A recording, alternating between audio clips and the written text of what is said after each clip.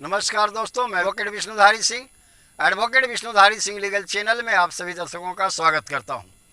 दोस्तों, आज मेरा वीडियो बनाने का टॉपिक है कि कोई हिंदू जब दूसरी शादी करता है तो उस दूसरी शादी से जो पत्नी उसे प्राप्त हुआ, उस पत्नी का क्या अधिकार है अपने पति या पैतृक संपत्ति में, या उनसे उत्पन्न बाल बच्चे का क्या अधिकार है अपने पिता की संपत्ति में और पैतृक संपत्ति में। दोस्तों, आइए इन्हीं बिंदुओं पर आज का हमारा ये टॉपिक है। इन्हीं प्रश्न का उत्तर हम कानूनी रूप से अपने इस वीडियो में बताने जा रहे हैं। दोस्तों, आजकल बहुत समाज में ऐसा होता है या पहले से भी होता रहा है कि एक हिंदू पहली पत्नी के रहते हुए दूसरी शादी कर लेता है दोस्तों, जबकि दोस्तों हिंदू मैरिज एक्ट का सेक्शन 5 के अनुसार यह वर्जित है कि कोई भी हिंदू जब तक पहली पत्नी को या तो डिवोर्स न कर दे या उसकी पहली पत्नी स्वर्गवास न कर जाए, बिना स्वर्गवास और डिवोर्स के पहली पत्नी के जीवन काल में पहली पत्नी के रहते हुए कोई हिंदू दूसरी शादी नहीं कर सकता। और अगर ऐसा वो कर लिया, अगर इस तरह का दूसरी शादी कर लिया, तो इंडियन पेनल कोड के 494 सेक्शन के अनुसार उसे दंड का भागी बनना होगा और यह दंड उसे 7 साल तक की कैद की सजा हो सकती है। दोस्तों, दूसरी पत्नी तो घर में आ गई, दूसरी पत्नी तो वो हिंदू शादी करके लाया पहली पत्नी के रखते हुए। अब उस दूसरी पत्नी का क्या अधिकार है दोस्तों, दूसरी पत्नी लाने के लिए दो परिस्थितियां होती है। पहली परिस्थिति में है दोस्तों कि या तो पहले पत्नी को डिवोर्स कर दिया गया या स्वर्गवास हो गया। अगर आप दूसरी शादी करके कोई हिंदू लाता है, वैसी परिस्थिति में वह एक वैलिड पत्नी होगी, दूसरी पत्नी भी एक वैलिड पत्नी होगी, लीगल वाइफ होगी, और उसे भी अपने पति के सारे पैतृक और पति के स्वार्जित संपत्ति में वही अधिकार प्राप्त होंगे जो वैधिक पत्नी यानी पहली पत्नी को प्राप्त थे। दोस्तों, दूसरी परिस्थिति है दोस्तों कि पहली पत्नी के जीवन काल में बिना उसके डिवोर्स के या बिना उसके स्वर्गवास के वो हिंदू दूसरी शादी कर लेता है। ऐसी परिस्थिति में उनके क्या अधिकार होंगे दोस्तों? दूसरे कंडीशन में जब पहली पत्नी के रहते हुए कोई हिंदू दूसरी शादी कर लेता है, दूसरी पत्नी जो बन के आई है उसकी शादी को शून्य माना जाता है दोस्तों, यानी वह इनवैलिड शादी है, इलीगल शादी है दोस्तों। उसमें उस पत्नी का जो दूसरी पत्नी आई है, उस पत्नी का अपने पति के पैतृक संपत्ति में या पति के स्वार्जित संपत्ति में कोई अधिकार नहीं है दोस्तों। वह सिर्फ भरण पोषण की अधिकारिणी है, ज़्यादा से ज़्यादा वो भरण पोषण ले सकती है।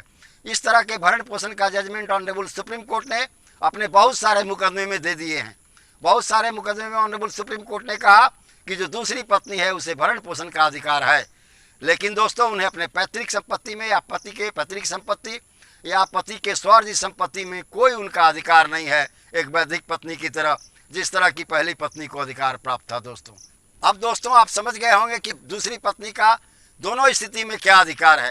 पहली पत्नी अगर मर जाती है या उसका डिवोर्स हो जाता है तो दूसरी पत्नी वैध है, उसका सब अधिकार है। अगर पहली पत्नी के जीवन काल में बिना उसके डिवोर्स के, बिना उसके तलाक दिए हुए अगर कोई दूसरी शादी करता है तो दूसरी पत्नी का कोई अधिकार नहीं है, उसे सिर्फ भरण पोषण का अधिकार है।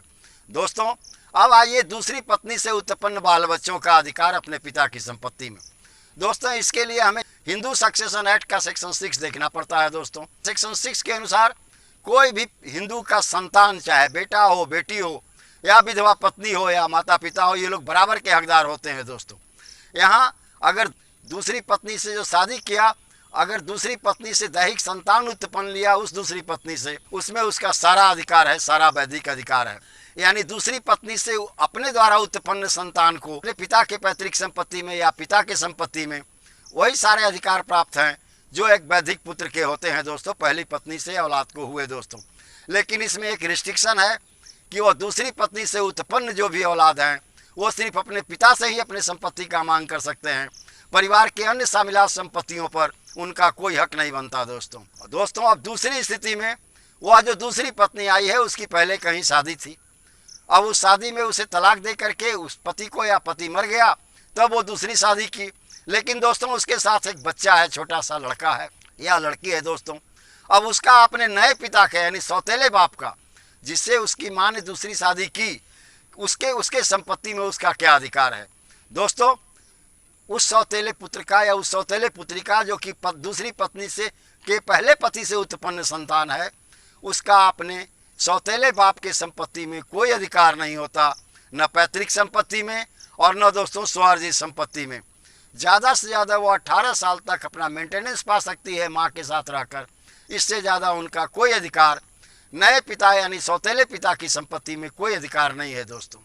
हाँ दोस्तों, अगर उस पुत्र को, जो पुत्र पहले से उत्पन्न है दूसरी पत्नी का, दूसरे पिता से उत्पन्न था, जिसे छोड़ करके वो दूसरी पत्नी जो है वो दूसरे पति से शादी किया, अगर उस पुत्र को यानी अपने सौतेले पुत्र को अगर पिता गोद ले लेता है तो गोद लेने के बाद उसका सब अधिकार है, जिस तरह से पिता के अपने निजी शरीर से उत्पन्न पुत्र है दोस्तों, यानी अपने शरीर से उत्पन्न पुत्र के समान गोद लिए पुत्रों का भी अधिकार है दोस्तों।